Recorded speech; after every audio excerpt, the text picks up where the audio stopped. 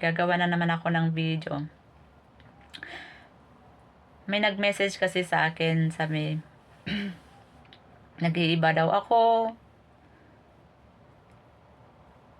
Ibang-iba na daw yung mukha ko, yung hindi na daw masaya. Pero, yun lang nakikita nyo. Nakikita nyo ba yung puso at isipan ko? Hindi, 'di ba? Yung mukha ko lang. Kasi, karamihan sa atin, pag lumabas tayo, pag nasa tayo harap ng ibang tao, masaya tayo, 'di ba? Pero ang hindi nila alam, yung puso at isipan natin, hindi yan masaya. Alam ko yan, kasi napagdaanan ko yan. Dati din ako noon. Pag nasa labas ako, pag nasa mga kaibigan, mga kausap, masaya yung mukha ko, pero hindi nila alam yung puso at isipan ko. Hindi nila alam yan. Kasi di ba tinatago natin? Pero ngayon, that I found Jesus, wala akong pakialam sa mukha ko. I care about my heart and my mind. Mas iniintindi ko ang puso at isipan ko kaysa sa mukha ko.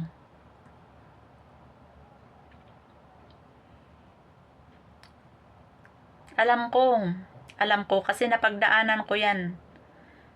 Sa mga nakikita natin na kunwari masaya sila, pero deep inside their heart and their mind, they are crying. May iba pa nga na gusto nang mamatay, gusto nang kitilin ang buhay. And people don't know what they are going through. Kaya sa mga kapatid kong nagbabalak na kitilin ang buhay, no. Don't do it.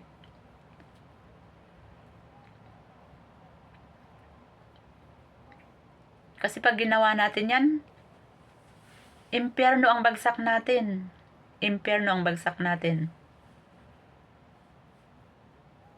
Kasi muntik na din ako ilang beses na dahil sa problema. Ilang beses na gusto ko nang mamatay. Gusto ko nang kitilin ang buhay ko. Pero look what Jesus did to me. Sinave ako ni Lord. Yung pag gusto kong yung buhay ko, ang naaalala ko yung impyerno. Nakikita ko yung lake of fire. Yun ang pumapasok sa isip ko, kaya hindi ko siya ginagawa.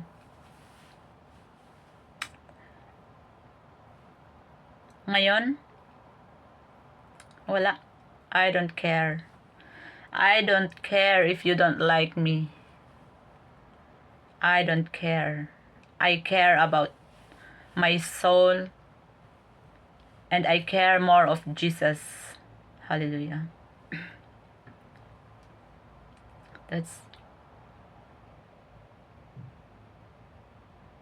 Kasi hindi naman tao ang magliligtas sa akin Hindi tao.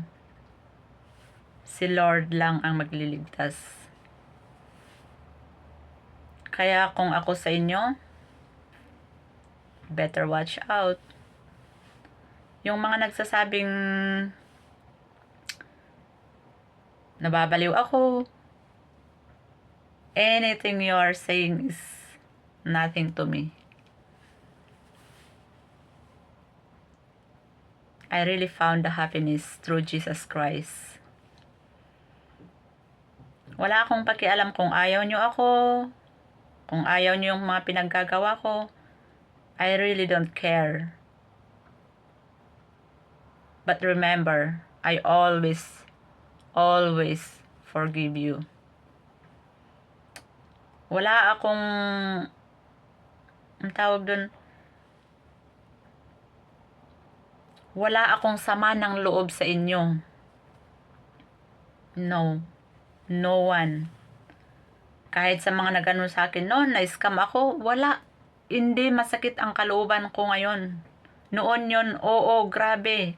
Kasi ang laki ng pera na nawala sa akin. Pero now, I just trust God. God will provide.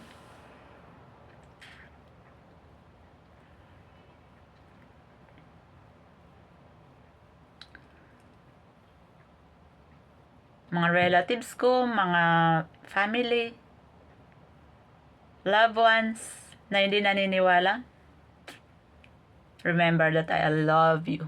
I love you more. Kayo pa rin yung pamilya ko. Kayo pa rin yung dating nakilala ko. Kung ano man yung nakikita nyo sa akin ngayon, this is how Jesus saved me. This is Jesus changed me. The Holy Spirit of God changed me a lot. Because this is what I want. This is what I want. Kaya nakikita nyo sa mukha ko, hindi masaya? Okay lang yan. Sa mukha lang yan. Pero sa puso at isipan ko, masaya ako. Praise the Lord. So, ito lang yung masasabi ko, yung sa mga nahihirapan, yung mga hindi alam ang gagawin. Trust the Lord. Trust the Lord. Pray, repent, read the Bible. Kung hindi mo maintindihan, then you can talk to me. I can share you some. Yung mga nalalaman ko.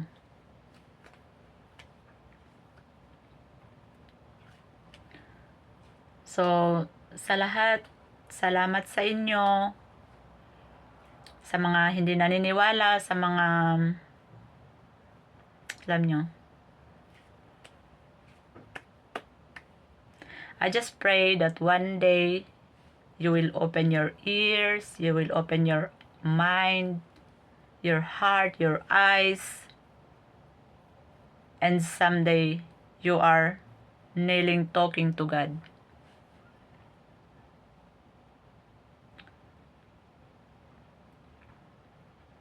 Because that's what I did. I said, Lord, what is going on with my life? What is going on? Kasi noon, na-scam ako, malaking pera ang nawala sa akin. Nawalan ako ng pamilya, everything. Friends, but now I find my spiritual friends. And I thanks them because of them, because Jesus used them for me to stand up, to raise up.